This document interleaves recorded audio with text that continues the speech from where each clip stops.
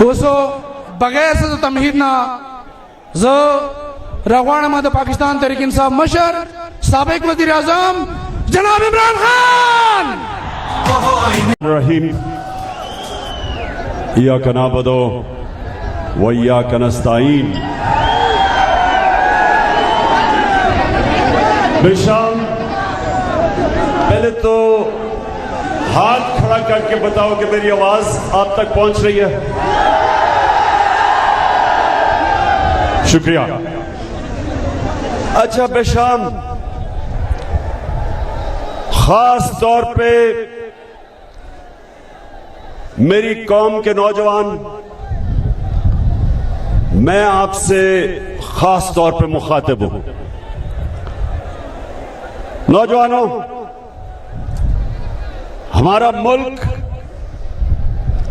आज से तकरीबन 75 साल पहले एक नारे के ऊपर बना था। मेरे साथ आपने बताना है कि वो नारा क्या था।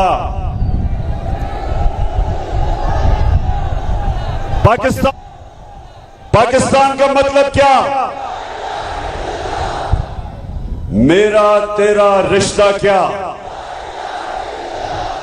ला इलाहा इल्लल्लाह। यानी कि नौजवानों सुनो, सब हमारे दीन का राज ला इलाहा इल्लल्लाह में है। मतलब कि अल्लाह तेरे अलावा कोई खुदा नहीं, और जो शिर्क है वो सिर्फ पत्थर के बुतों की पूजा करना शिर्क नहीं। शांगला के नौजवानों, पैसे के बुत की पूजा शिर्क है, झूठ बोलने के बुत की पूजा शिर्क है, और खौफ के बुत की पूजा करना सबसे बड़ा शिर्क है। क्योंकि खौफ एक कौम को, एक इंसान को गुलाम बना देता है। तो शोंगला के नौजवानों याद रखना, कभी कोई बड़ा इंसान नहीं बना जो सबसे पहले खौफ के बुत को नहीं तोड़ता। तो जो कौम खौफ के बुत को नहीं तोड़ती वो गुलाम बन जाती। और मैं आज आपके पास आया हूं पाकिस्तान की हकीकी आजादी की तहरीक के लिए। इस मुल्क को हकीकी तौर पे आजाद करना। और आजादी क्या है नौजवानों? आजादी क्या है? आजादी वो है जब कौम अपने लोगों के मफादात के लिए फैसले करती है, किसी और मुल्क के लिए फैसले नहीं करती, अपनी कौम की बेहतरी के लिए फैसले करती है। तो आप सब के लिए कि क्यों जरूरी है ये?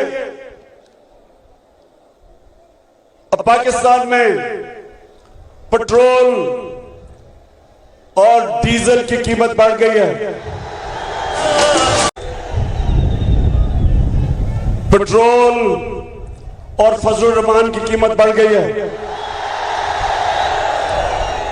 30 रुपए लीटर कीमत बढ़ गई है। हिंदुस्तान ने चंद रोज पहले 25 रुपए लीटर कीमत कम की है।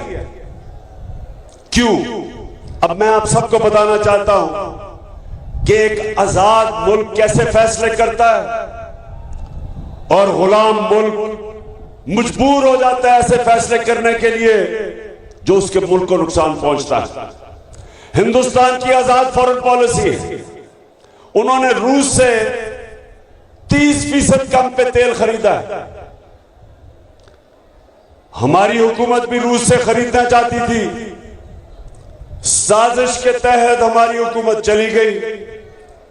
अब ये अमेरिकनों के गुलामों की हुकूमत ने अमेरिका से डर के रूस से 30% तेल कम कीमत पे इसलिए नहीं ले रहा कि अमेरिका से इजाजत नहीं मिली। उसके नतीजे में कौम के ऊपर अवाम के ऊपर महंगाई का बोझ पड़ना शुरू हो गया। जब डीजल और तेल महंगा होता है, सब कुछ महंगा हो जाता है।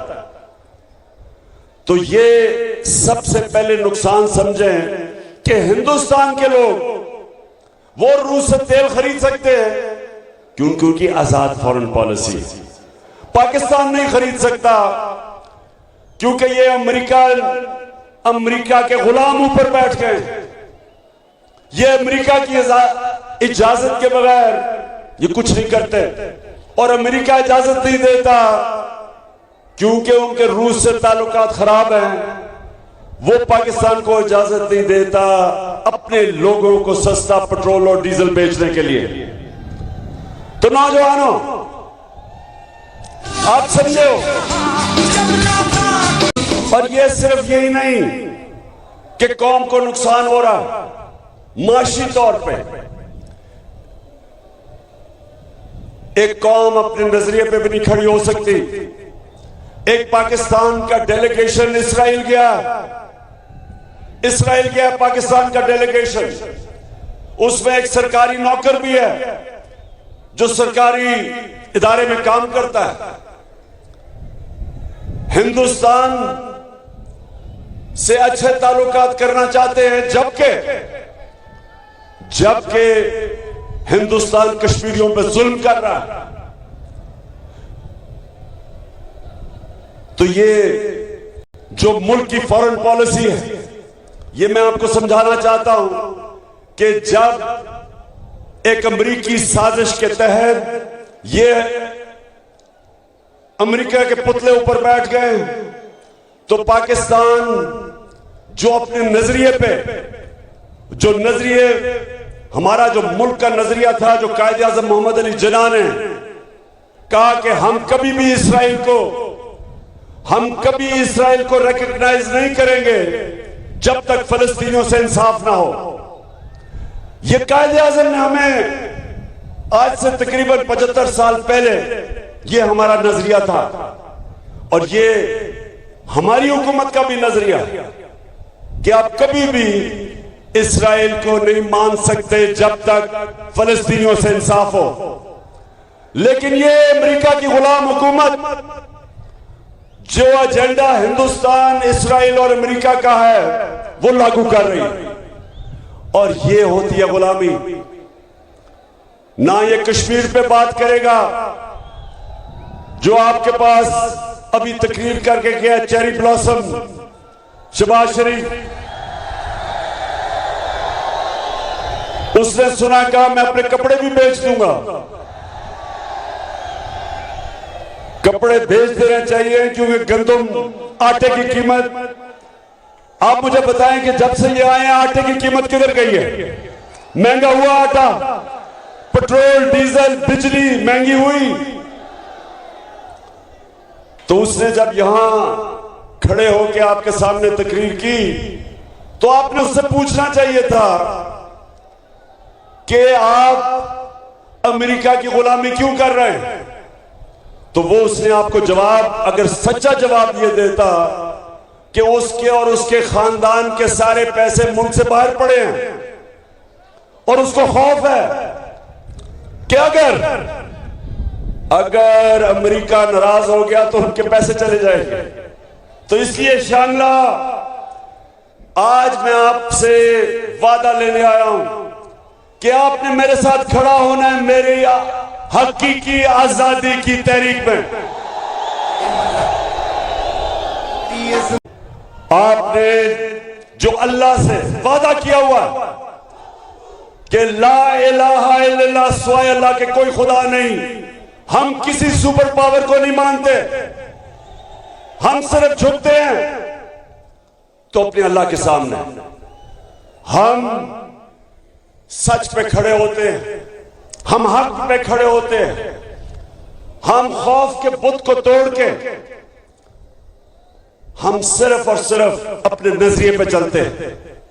और इसलिए मैं आज आपको सबको तैयार कर रहा हूं। पख्तूनख्वा में मैं हूं, परसों तक अपनी तंजीमें तैयार कर रहा हूं, अपनी पूरी प्लानिंग कर रहा हूं कि इंशाअल्लाह ये जो हमारी आजादी की तहरीक है ये तब तक चलेगी जब तक साफ और शफाफ इलेक्शन ये हुकूमत नहीं करवाएगी। अच्छा, आगे मैं आज अपनी कौम के सामने, जरा ये आप नौजवानों गौर से सुनना आपने मेरी बात। जब इन्होंने अमेरिकी साजिश के तहत जिधर एक अमेरिकन डोनाल्ड लू हमारे सफीर को कहा, उसने क्या कहा सफीर को कि अगर तुम इमरान खान को नहीं हटाओगे तो हम पाकिस्तान के लिए मुश्किलें पैदा कर देंगे, और अगर तुम इमरान खान को हटा के चेरी ब्लॉसम शहबाज शरीफ को ले आओगे तो हम तुम्हें माफ कर देंगे। तो मेरे शांगला के नौजवानों, क्या हम इस इंपोर्टेड हुकूमत को मानते हैं? ना ही हमारी कौम मानती है। हमारी कौम चाहती है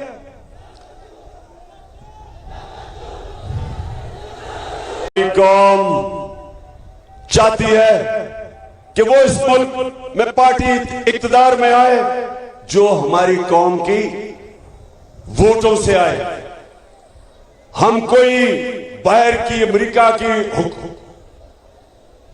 उनके हुक्म नहीं मानते कि जनाब इमरान खान को हटा के तो इसको दूसरे को ले आओ, क्योंकि ये हमारी खिदमत करेगा, ये पॉलिसीज वो बनाएगा, ये वो पॉलिसीज बनाएंगे जो अमेरिका के लिए होंगी और अपने लोगों के मफादात के खिलाफ होंगी। जिस तरह रूस से तेल नहीं ले सकते, ये वो दोनों जमातें इक़्तिदार में थी जब 400 ड्रोन अटैक हुए पाकिस्तान पे। अमेरिका की जंग भी लड़ रहे थे और ड्रोन अटैक भी वो हमारे पे कर रहे थे, हमारे लोग मर रहे थे। और कई दफा इन दोनों की क़यादत ने एक दफा अमेरिका से मुज़म्मत नहीं की, बल्कि अमेरिका से ह्यूमन राइट्स की ऑर्गेनाइजेशन पाकिस्तान आई, उन्होंने यहां बैठ के मेरे साथ मुज़म्मत की, ड्रोन अटैक्स की। लेकिन इन गुलामों ने कभी अपने मुंह से एक दफा उस ड्रोन अटैक्स के खिलाफ आवाज नहीं बोली। कभी दुनिया की तारीख में नहीं ये हुआ कि जिसके लिए आप जंग लड़ रहे हैं वो आपके ऊपर ही अटैक कर रहा है और आपके लोग मार रहा है। 400 बम अटैक करता है जिसमें औरतें बच्चे मरते हैं, लेकिन कभी मुज़म्मत नहीं करते। इसलिए इनको वो लेके आए हैं। और इसलिए नौजवानों, हमने अपनी हकीकी आजादी की पूरी तहरीक चलानी है। और फिर से तैयार हो, आप खौफजदा तो नहीं होगे।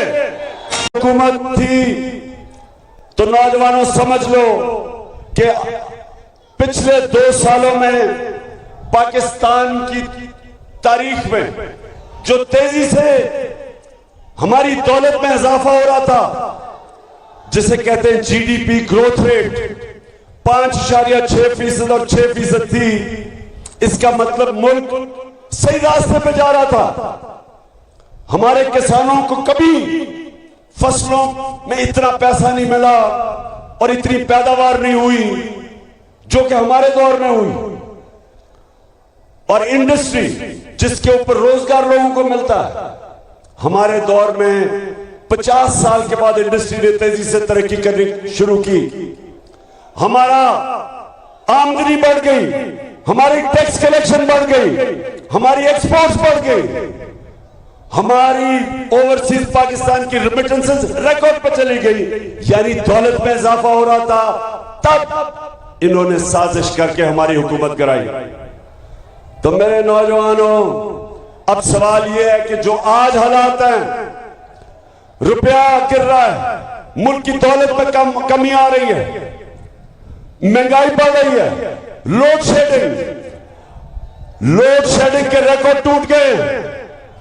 तो सवाल ये हम पूछते हैं कि जो भी इस साजिश में मुलव्विस थे, तारीख आपको भूलेगी नहीं, ना ये तारीख आपको माफ करेगी, ना पाकिस्तान की अवाम आपको माफ करेगी। वो लोग जिन्होंने जब तेजी से मुल्क और मुश्किल वक्त में कोरोना, जो 100 साल में एक दफा कोरोना एक मुल्क में, एक दुनिया में आया था, उस दौर में जिस हुकूमत ने अपने मुल्क को निकाला और तरक्की की तरफ ले गया, सारे बर्रे सगीर में सबसे ज्यादा रोजगार इस दौर में पाकिस्तान ने अपने लोगों को दिया। बल्कि पिछली हुकूमतों के मुकाबले में हमने सबसे ज्यादा रोजगार दिया अपने लोगों को। तो उस वक्त ये साजिश हमारे खिलाफ हुई, और आज जो लोग ऊपर आ गए, नौजवान जरा सुनो, अब ऊपर आ गए, वो इस मुल्क को तबाही की तरफ लेके जा रहे हैं। माशी हालात तो सबके सामने है। लोगों को खौफ ये है कि मुल्क का दिवालिया निकलने की तरफ मुल्क जा रहा है। जिस तेजी से रुपया गिर रहा है, कर्जे बढ़ रहे हैं, महंगाई बढ़ रही है, अगर इस वक्त ये मुल्क ना संभाला गया और इसका दिवालिया निकल गया, तो मैं आज पाकिस्तान की एस्टेब्लिशमेंट को पैगाम देना चाहता हूं कि सोवियत यूनियन दुनिया की 2 सबसे बड़ी ताकतें थी, अमेरिका और सोवियत यूनियन। लेकिन जब उनकी माइशत नीचे गई तो वो सोवियत यूनियन टूट गया। फौज, उनकी तकड़ी फौज उनको इकट्ठा नहीं रख सकी। तो जिस तरफ हमारा मुल्क जा रहा है, बेशक अब एस्टेब्लिशमेंट, आप कहते हैं हम न्यूट्रल हैं, बिस्मिल्लाह न्यूट्रल हो, लेकिन लोग जानते हैं कि पावर आपके पास है। और कौम अगर इस तरफ नीचे, जिस तरफ ये लेके जा रहे हैं, जो चोरों का टोला मुल्क को नीचे लेके जा रहा है, लोग आपकी तरफ देख रहे हैं, और तारीख इस रोल को भी माफ नहीं करेगी कि मुल्क नीचे चला जाए और आप कहें हम न्यूट्रल हैं, और ये चोर जो कि अमेरिका की साजिश की वजह से ऊपर बैठे हुए हैं, ये मुल्क का दिवालिया निकाल दें। ये सिर्फ और सिर्फ इस मुल्क में 2 काम कर रहे हैं। अपने करप्शन के केसेस खत्म कर रहे हैं, नैब को खत्म कर रहे हैं, जिधर इन सबके करप्शन के केसेस हैं। पहले जनरल मुशर्रफ ने इनके करप्शन के केस माफ किए जब उसने एनआरओ दिया, वो सारे माफ हुए। 10 साल में जो करप्शन उन्होंने की, अब ये उसके ऊपर एनआरओ मिल रहा है इनको। जब ताकतवर की करप्शन, जब एक माशरा ताकतवर, ये सिर्फ पाकिस्तान में एक दफा हुआ था जो मुझे याद है, जब एमआरडी, पीपल्स पार्टी की एमआरडी की मूवमेंट थी, मिलिट्री डिक्टेटरशिप थी, तब जुल्म किया गया था लोगों पे। ऐसे पुरअमन एहतजाज, जमहूरियत हम सबका हक है, उसके ऊपर जुल्म करना किसी जमहूरियत में इजाजत नहीं देता, किसी जमहूरियत का आईन। तो ये वो लोग आए हैं जो, क्योंकि इलेक्शन तो वो जीत नहीं सकते, पब्लिक में तो वो निकल नहीं सकते, अवाम में जाते हैं तो उनको नारे लगते हैं चोर के और गद्दार के।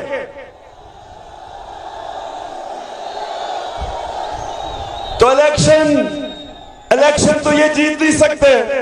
तो इसलिए अभी इलेक्शन कमीशन के साथ मिलके धांधली की पूरी तैयारियां हो रही हैं, हल्का बंदियां की जा रही हैं इनको जताने के लिए।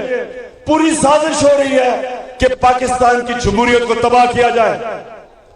और फिर मीडिया के ऊपर जो पाबंदियां, किसी जमहूरियत के अंदर इस तरह मीडिया के ऊपर पाबंदियां नहीं लगती। वो सहाफी जिनकी रेपुटेशन, जो मुहिब्बे वतन पाकिस्तानी समझे जाते हैं, उनके ऊपर केसेस किए जा रहे हैं। इमरान रियाज खान पे, अरशद शरीफ पे, समी इब्राहिम पे, साबिर शाकिर पे, IRY के ऊपर हर किस्म की, चाहे उसको कभी नीचे कर देते हैं, कभी ऊपर, के लोग देख ना सके। बोल्ड टेलीविजन, उसका जो शोएब उनका जो हेड है उसके ऊपर केसेस। तो मैं अपनी कौम से आज ये कहता हूं कि जो ये हो रहा है आज मेरे मुल्क में, जमहूरियत को नुकसान, माइशत तबाह, महंगाई, अमेरिका की गुलामी, इदारों की तबाही, बड़े बड़े चोर अरबों रुपए की चोरी करके एनआरओ चोरी माफ। तो मैं फिर आज अपनी सारी कौम को कहता हूं, आप तैयारी करें। मैं इंशाअल्लाह परसों मेरा दीर में जलसा है, उसमें मैं अपना अगला लाएमल दूंगा। सुप्रीम कोर्ट ने जो फैसला किया है उसके ऊपर हम स्टडी कर रहे हैं। आइन और कानून के बीच में रह के इंशाअल्लाह मैं परसों अपनी तहरीक का आगाज करूंगा। आगाज तो हो चुका है, मेरा मतलब अगला लाएमल दूंगा और उसमें आपने तैयार होना है। बेशाम के नौजवानों, मैं आज अब सबके सामने खड़ा होकर कहता हूं कि मुझे पहली दफा ये मैं आज से एक वो इंसान जो तकरीबन पाकिस्तान के साथ साथ बड़ा हुआ है, तकरीबन मेरी उम्र पाकिस्तान जितनी है, मैं आज आपको सबसे अब इसका क्या कहूं कि मुझे जितनी खुशी है इस चीज पे, अपनी जिंदगी में जो मुझे खुशी हुई, जो मैंने इस्लामाबाद के अंदर 7 घंटे में लोगों को बाहर निकलते देखा, औरतें, बच्चे, फैमिलीज, और जिस तरह उन्होंने उस बाबरियत का मुकाबला किया, जिस तरह की टेयर गैस शेलिंग की गई, जिस तरह औरतों और बच्चों, बूढ़ों के ऊपर बेदर्दी से इस तरह शेलिंग की गई कि दुश्मनों से भी ऐसे नहीं लोग करते। अंग्रेजों ने, एक जनरल डायर था 1919 में, उसने 150 लोगों के ऊपर गोली चला के उनको मार दिया। लेकिन हम गुलाम थे तब, गुलामों के ऊपर कोई बाहर से जो कब्जा करता वो इस तरह की बारबरियत करता है। लेकिन जिस तरह ये जो हुकूमत है जिसमें शहबाज शरीफ और ये जो कातिल राना सनाउल्लाह,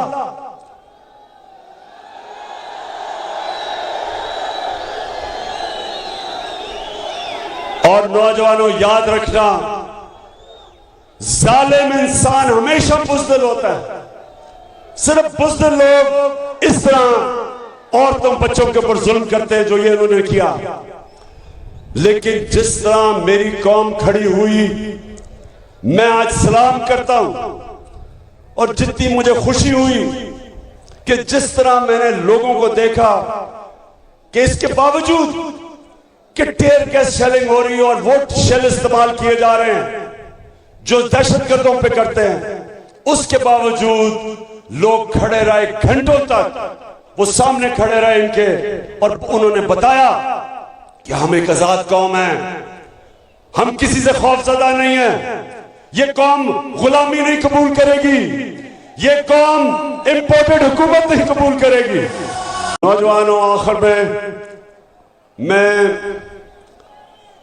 शौकत यूसुफ से ही आपको, सारी जो हमारी टीम है, जिस तरह आपने बल्दियाती इलेक्शन में सारा इलाका स्वीप किया है, मैं उसके लिए भी आपका शुक्रिया अदा करता हूं। और जो रही सही कसर है, इंशाअल्लाह हम तैयारी कर रहे हैं कि यहां से सारे इस इलाके से सफाया हो जाए उन लोगों का जो इंपोर्टेड हुकूमत का हिस्सा है। तो इंशाअल्लाह फिर से आखिर में, क्या आप, जब मैं आपको कॉल दूंगा, आप तैयार हो? खौफ का पुत आपने तोड़ दिया है। कुरान की आयत है, अल्लाह कुरान में कहता है जो लोग ईमान ले आए अल्लाह उनके खौफ दूर कर देता है। ईमान वाला इंसान स्वयं अल्लाह के किसी के साथ झुकता नहीं है। शेर से खत्म करता हूं अपनी तकरीर कि एक सजदा, अच्छा और करता हूं, एक सजदा जिसको तू किरा समझता है, देता है लाखों सजदों से निजात। जब आप एक अल्लाह के सामने सजदा करते हैं आप आजाद हो जाते हैं, किसी के सामने आपको झुकना नहीं पड़ता। और वही मैं चाहता हूं कि ये थी इलामा इकबाल जो कौम चाहते थे, वो कौम बन रही है। अब इंशाअल्लाह वो पाकिस्तान खड़ा हो रहा है। पाकिस्तान जिंदाबाद।